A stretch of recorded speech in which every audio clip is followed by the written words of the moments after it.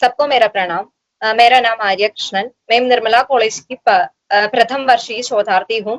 मैं निर्मला कॉलेज की हिंदी विभाग के असिस्टेंट प्रोफेसर श्रीजा जीआर के मार्गनिर्देशन में मेरा शोध कार्य कर रही हूँ। आज पर्चा प्रस्तुति में ट्रांसजेंडर बनाम आदिवासी की व्यथा गाथा विषय पर बताना चाहती हूँ। आज हिंदी साहित्य के क्षेत्र में अनेक विमर्शों पर चर्चाएं होती रहती है। पारिस्थितिक विमर्श, ट्रांसजेंडर विमर्श, स्त्री विमर्श, आदिवासी विमर्श आदि इनमें प्रमुख है। इन सभी विमर्शों के अंतर्गत तिरस्कृत समुदायों की चर्चाएं होती है। समाज में तिरस्कृत ट्रांसजेंडर विभाग के संबंध में भी आज बहुत अधिक चर्चाएं होती है। स्त्री और पुरुष के अतिरिक्त एक और वर्ग भी है जिन्हें घृणा की दृष्टि से देखे जाते हैं। यह वर्ग है ट्रांसजेंडर। इन वर्गों की बड़ी समस्या है लिंगीय समस्या। संसार में केवल दो लिंगों के लिए मान्यता मिली है, स्त्री और पुरुष। इनके अतिरिक्त एक और वर्ग भी है जिन्हें ट्रांसजेंडर, हिजड़ा, उभयलिंगी आदि नामों से पुकार जाता है। ट्रांसजेंडर या हिजड़ों से तात्पर्य उन लोगों से है जिनके जननांग पूरी तरह से विकसित ना हो पाए अथवा पुरुष होकर भी स्त्रियों जैसे व्यवहार करते हैं। इन लोगों को चार वर्गों से विभाजित किया गया है: उचारा, नीलिम, मानसा और हंसा। उचारा का मतलब है कि यह लोग जन्मजात ना पुरुष ना स्त्री होता है। नीलिम वह है जो किसी कारणवश स्वयं को हिजड़ा बनने के लिए समर्पित है। मानसा तन के स्थान पर मानसिक तौर पर स्वयं को विपरीत लिंग अथवा स्त्री लिंग के अधिक निकट महसूस करते हैं। हंसा शारीरिक कमियों एवं न्यूनताओं के कारण ट्रांसजेंडर बने होते हैं। भारत में 2011 की जनगणना के अनुसार पूरे भारत में 4.9 लाख ट्रांसजेंडर है और शिक्षित ट्रांस मित्रों की संख्या सिर्फ 46% ही है। इसमें असली ट्रांसजेंडर है और नकली ट्रांसजेंडर है। नकली हिजड़ों को अबुआ कहा जाता है, जो वास्तव में पुरुष होते हैं और धन के लोभ में हिजड़ा बना दिए गए हैं। समाज में आधे से अधिक नकली स्वांग करने वाले हिजड़े हैं। शेष 2 लाख असली हिजड़े में केवल 4000 ही जन्मजात हिजड़े होते हैं। बाकी सब स्त्रैण स्वभाव के कारण हिजड़ों के विभाग में गिनती की जाने वाली है। हिंदी साहित्य में उपन्यास विधा के माध्यम से साहित्यकारों ने हमारे समाज में होने वाली सभी समस्याओं को प्रस्तुत किया है। ट्रांसजेंडर उपन्यासों में नीरजा माधव द्वारा लिखित यमदीप उपन्यास का स्थान बहुत अग्रणी है। यह उपन्यास 2002 में लिखा हुआ पहला ट्रांसजेंडर उपन्यास है। यमदीप उपन्यास की लेखिका नीरजा माधव की प्रमुख कृतियां हैं यमदीप, त्रिपुरा, गेशोजम, धन्यवाद शिवानी, रात्रिकालीन संसद, अनुपमे शंकर, ईहामृग आदि। अनेक कृतियों का अनुवाद विभिन्न भाषाओं में हुआ है। साहित्य अकादमी पुरस्कार, राष्ट्रीय साहित्य सर्जन पुरस्कार आदि अनेक पुरस्कारों से वे सम्मानित भी हुई है। यमदीप उपन्यास के जरिए तृतीय लिंगी समाज और आदिवासी समाज की संस्कृति की ओर प्रकाश डालने की एक कोशिश करती हूँ। नीरजा माधव ने यमदीप उपन्यास द्वारा ट्रांसजेंडरों की सामाजिक भूमिका की ओर हमारा ध्यान केंद्रित किया है। इस उपन्यास के माध्यम से ट्रांसजेंडर समुदाय की यथार्थ पीड़ाओं को खुलकर दिखाया गया है। यह उपन्यास ट्रांसजेंडर लोगों के जीवन का जीवन दस्तावेज है। यमदीप की मुख्य किरदार एक ट्रांसजेंडर है। उपन्यास में ट्रांसजेंडर व्यक्ति की अस्मिता, पहचान, समाज में उनकी प्रति भेदभाव आदि अस्वीकार्यता के मुद्दों को बहुत संवेदनशील तरीके के प्रस्तुत किया गया है। इन उपन्यास के पात्रों विशेष रूप से महताब गुरु, नाच बीबी, सोना, मानवी आदि है। यमदीप शीर्षक का अर्थ है मृत्यु का दीपक, जो उपन्यास के विषय से मेल खाता है। इसमें ऐसे पात्रों के जीवन को चित्रित किया गया है जो अपने अधिकारों और पहचानों के लिए संघर्ष करते हैं। हेलो,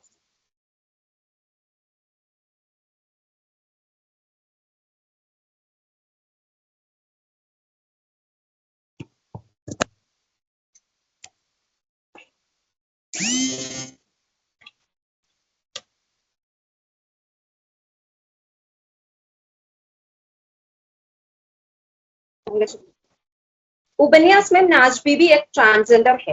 नाच बीबी के बचपन का नाम नंदरानी है। एक मेजर के घर में जन्म हुई नंदरानी अच्छी से पढ़ती थी। कुछ वर्षों के बाद परिवार वालों ने उसके व्यवहार में थोड़ा परिवर्तन देखा। धीरे सभी समझते हैं कि नंदरानी एक ट्रांसजेंडर है। उनका विचार था कि एक ट्रांसजेंडर घर में रहते तो अपने परिवार की इज्जत नष्ट हो जाएगी, घर के दूसरे बेटे बेटियों का ब्याह नहीं हो पाएगा। इसी कारण से परिवार वालों ने नंद रानी को घर से निकाला दिया। इससे परिवार वालों के साथ उसका संबंध भी टूट जाता है। बाद में नंद रानी मेहताब गुरु के पास पहुंच गई। मेहताब गुरु पूरे ट्रांसजेंडरों के गुरु है। नंद रानी भी मेहताब गुरु के घर में रहने लगी। उसने अपना नाम बदलकर नाज बीबी रखा। नाज बीबी ने 8वीं कक्षा तक पढ़ी थी। आगे पढ़ने की इच्छा थी, लेकिन उसकी इच्छा पूरी नहीं हुई। उपन्यास में मेहताब गुरु के माध्यम से नीरजा जी ने समाज में ट्रांसजेंडरों के प्रति होने वाली सामाजिक दृष्टिकोण को उभारा है। मेहताब जी की ठहरे में नाज बीबी की तरह अनेक हिजड़ों में रहते थे। वे लोग नाचते गाते पैसा कमाते थे। इसका एक हिस्सा गुरु को देते थे। शहर में किसी की शादी हो या बच्चों का जन्म हो, शगुन उतारने के लिए हिजड़ों का आना एक रिवाज है। कुछ लोगों को यह कार्य पसंद भी नहीं है। उपन्यास के आरंभ में नाज बीबी अपने साथियों के साथ एक पागली औरत की मदद करती है। यह औरत अपनी प्रसव पीड़ा से तड़प रही थी। उसके आसपास कई लोग थे, किसी ने उसकी सहायता नहीं की। नाज बीबी ने पागली को इस हालत में छोड़कर जाना उचित नहीं समझा।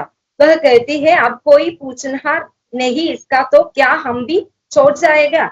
अरे हम हिजड़े हैं, हिजड़े इंसान है तो मुंह फेर ले।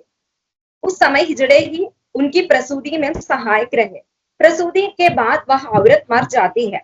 नन्हे बच्चे को स्वीकार करने के लिए लोग तैयार नहीं थे। बच्ची को वहां अकेली छोड़कर जाने का मन न आने पर नाज बीबी उस बच्ची को लेकर बस्ती ले आई। इस घटना के माध्यम से लेखिका ने ट्रांसजेंडर लोगों की इंसानियत का दर्शन किया। नाज बीबी ने उस बच्ची का नाम सोना रखा। सोना के आगमन के बाद नाज बीबी की जिंदगी में बदलाव आया। नाज बीबी सोना की मां बन गई। नाज बीबी के मन में पहली बार में ममता, वात्सल्य आदि भाव जागृत हुए। नाज बीबी अपने बच्चों की तरह सोना को प्यार करने लगी। नाज बीबी सोना के भविष्य के बारे में सोचने लगी। वह उसको आगे पढ़ाना चाहती थी। इसी इच्छा से सोना को पढ़ाने के लिए स्कूल भेज देती है।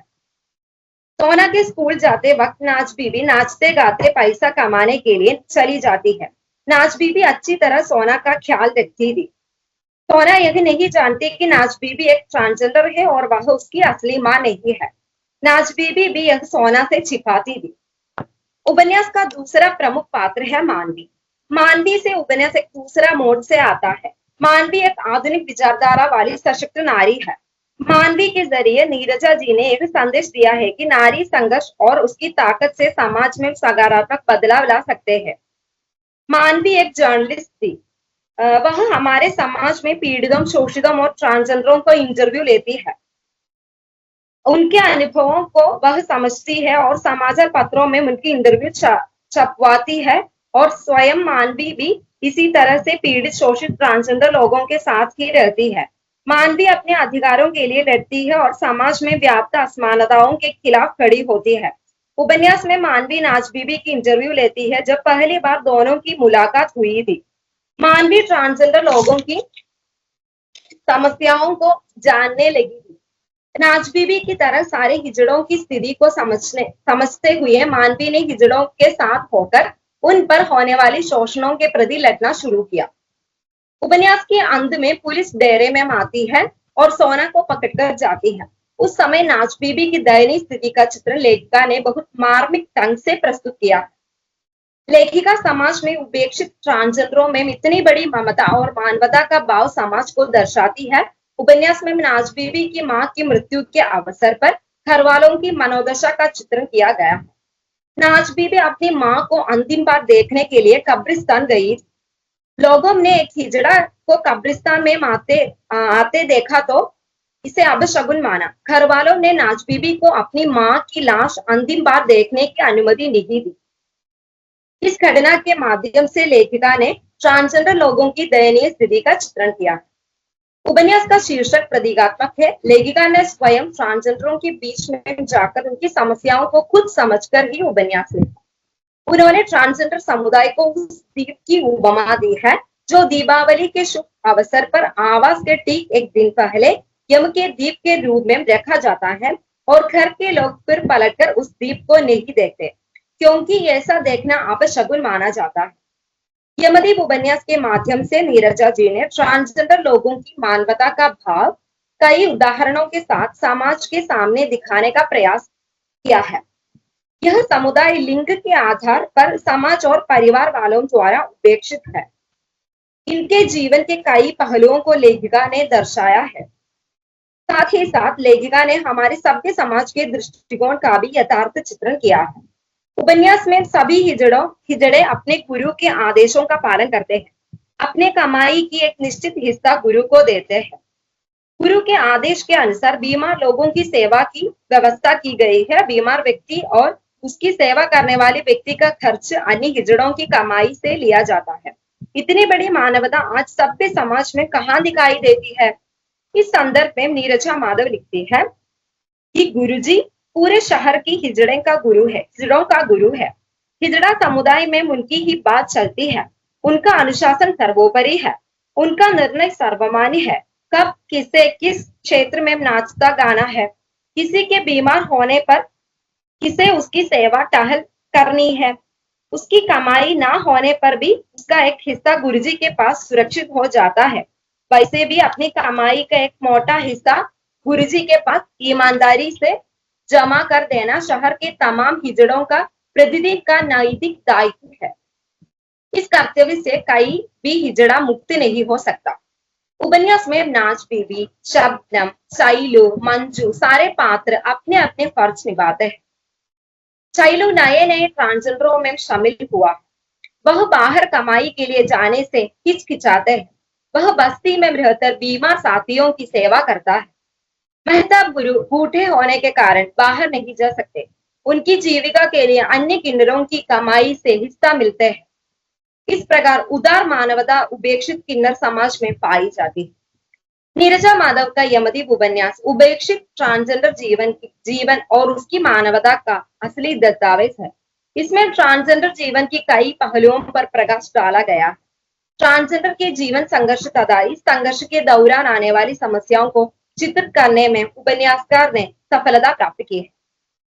तृतीय लिंगी समुदाय के जीवन संघर्ष को प्रस्तुत करने के साथ साथ लेखिका ने हमारे सभ्य समाज की विद्रूपताओं का भी यथार्थ चित्रण किया है।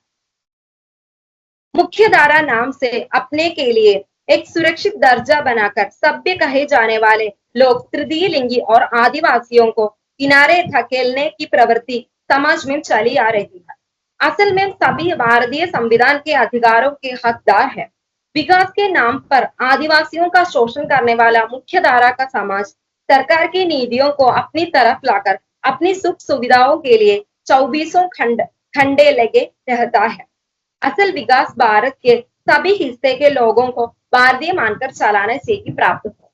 इसी कहकर मेरा पर्चा प्रस्तुति यहाँ समाप्त करती हूँ। धन्यवाद।